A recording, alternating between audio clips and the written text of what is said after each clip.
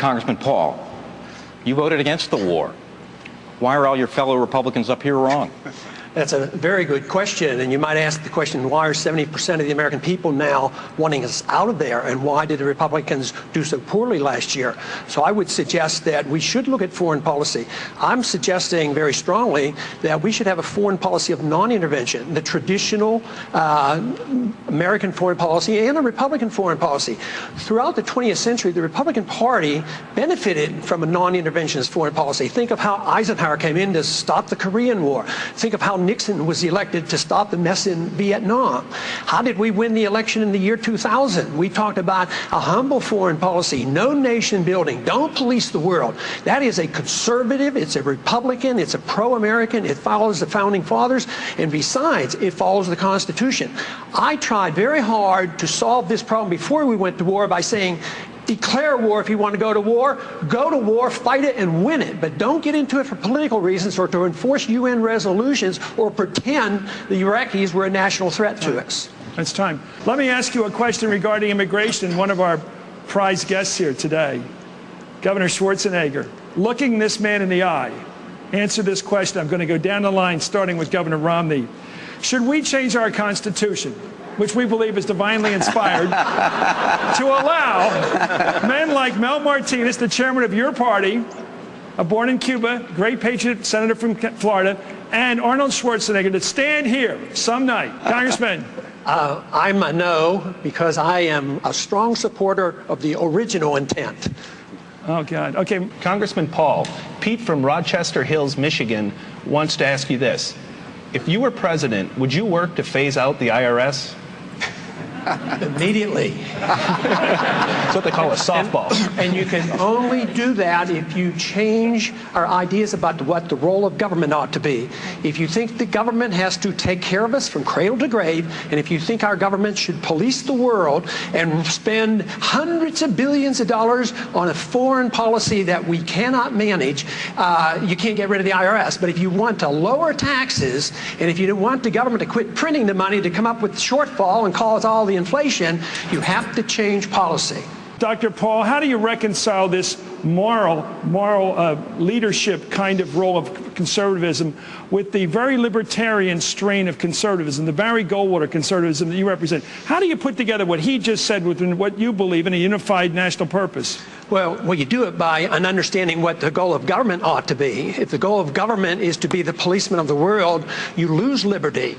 And if the goal is to promote liberty, you can unify all segments. The freedom message brings us together. It doesn't divide us.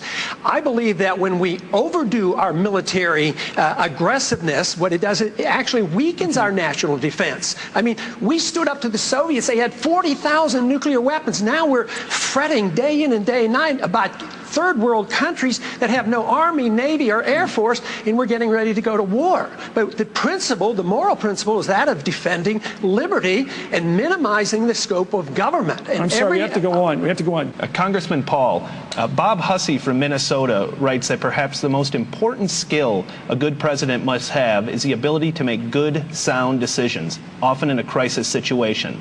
Please cite an example when you had to make a decision in crisis.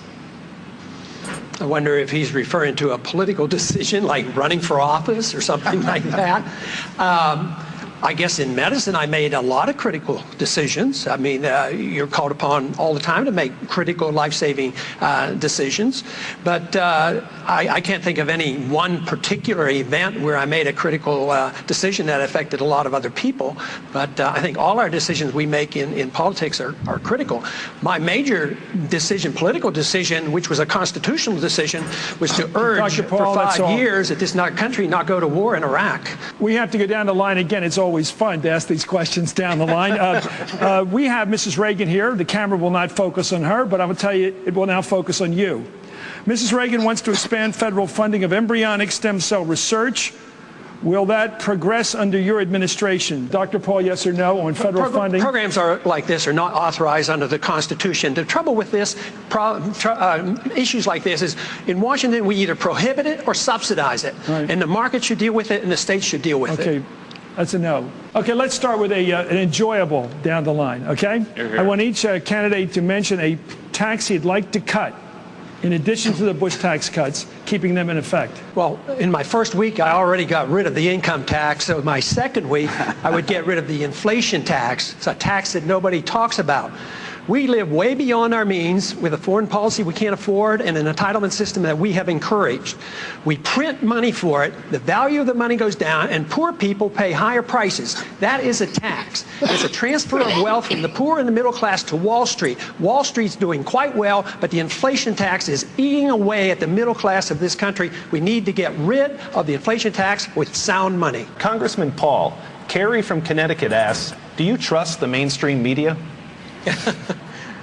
Some of them, but I trust the internet a lot more, and I trust the freedom of expression, and that's why we should never interfere with the internet. That's why I have never voted to regulate the internet, even when there's the temptation to put bad things on the internet. Regulation of bad and good on the internet should be done differently. But no, there's every reason to believe that we have enough freedom in this country to have freedom of expression, and that's what is important. And whether or not we trust the mainstream or not, I think you pick and choose. There are some friends and some aren't so friendly. Thank you, Doctor. It's time. Would it be good for America to have Bill Clinton back living in the White House? I am known for sticking to principle and not flip-flopping. I voted to impeach him, so hardly do I want him back in the White House. How will you be different in any way from President George W. Bush? I certainly would continue on my earlier theme that foreign policy needs to be changed. Mr. Republican Robert Taft, we have a statue of him in Washington. He advocated the same foreign policy that I advocate. I would work very hard to protect the privacy of American citizens, being very, very cautious about warrantless searches, and I would guarantee that I would never abuse habeas corpus.